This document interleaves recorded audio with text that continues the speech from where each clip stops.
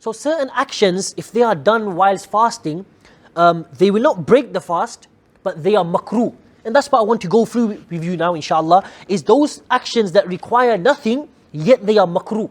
They are disliked, and they will decrease the reward of fasting. So number one, tasting food, chewing it, but not swallowing the food.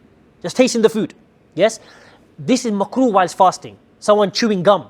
If he doesn't swallow, yes, then it does not break the fast, but it's makrooh. Someone chewing certain food, tasting the drink, but not swallowing, this is makrooh. However, two exceptions. Number one, if a woman has an ill-tempered husband, if there's too less salt, too much mirch masala, husband's gonna get a bit angry.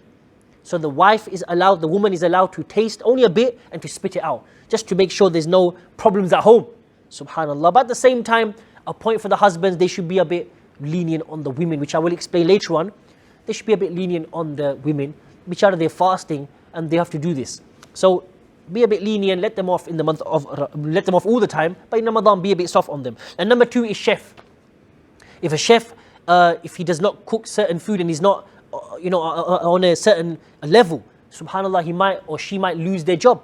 So they are allowed to just taste the food, and it will not be makrooh. This is the same with tobacco, niswar. Some people have this thing, they put in their mouth and they chew it, pan. Yes? Now all these things will depend if they swallow, but they are bound to swallow. No one has pan and it doesn't swallow. It's going to swallow. It's same thing with chewing gum, same thing with tobacco. All these things, if they are swallowed, they will break the fast and they are makrooh. We should avoid them. Yes? Being thorough in rinsing the mouth. Now when it comes to Ramadan, someone shouldn't rinse their mouth, especially gargling. This is going to go down.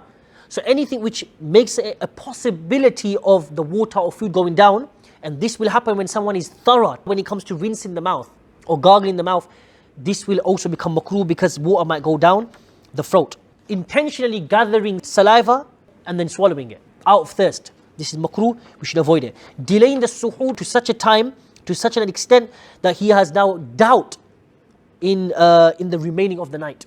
Yes, we should delay the suhoor, but not to such a level where, subhanallah, you think the time of Subh Sadiq has begun. This is makrooh. Kissing, touching or hugging one's wife or one's husband whilst not feeling secure, from ejaculation or even intercourse. If someone is secure, he's okay that it will just stay to hugging, it will stay to kissing, then this is allowed. Otherwise, it will be makrooh for that person to do such an act. Doing anything that one thinks will weaken him to such a level that he will break the fast. Yes, so obviously we should try to avoid those things in the month of Ramadan which makes him reach such a level. He's picking up hard objects, getting really thirsty, running to such love, going to maybe gym. You should avoid these things. If he's got the capacity, then no problem. Also brushing the teeth with toothpaste. Yes, we should avoid this in the month of Ramadan. Some brothers they actually advertise this, that it's completely fine. The ulama have written that we should avoid the toothpaste in the month of Ramadan. Why? Because it is a possibility. Anything that has a possibility of the fast breaking, then that will become makrooh. So when someone is brushing their teeth, unless he's going to be doing a handstand, where there's no way the foam that is developed in the mouth after brushing the teeth, if he does a handstand, that's a different scenario. But I really doubt someone's going to do a handstand or headstand. Yes, where then the foam will not go down the throat, but if it does, it breaks the fast. So we should avoid this, but if someone does, it is makrooh. And that includes dentists, filling, extracting the tooth. All of these things we should avoid in the month of Ramadan. A ruling with lipstick.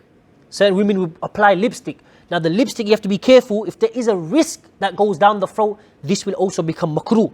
And if the lipstick is wet and it goes within with the saliva and that's swallowed, it will break the fast. So we should be careful. The ruling over here, just to quickly mention, is about masturbation. We have to understand that masturbation whilst fasting breaks the fast. This is obviously haram anyway. To masturbate for a man and a woman is haram. Yes, it actually takes one's ability in the future to have intimate relationship with one's wife or one's spouse. It will diminish this. It will make him weak and it will make her weak in all types of ways. So this is the ruling in Islam anyway, is haram. But whilst fasting, if someone did do this, then it will break the fast, but only qada. Sexual intercourse, this will break the fast. This will break the fast, and we'll discuss later on, he will have to do kafara also. If someone looks at the opposite gender, just looks, and he or she ejaculates, this will not break the fast. However, he or she needs to get some medical attention. Sexual intercourse, it's not about ejaculation. The moment the private parts go into each other, the fast will be broken.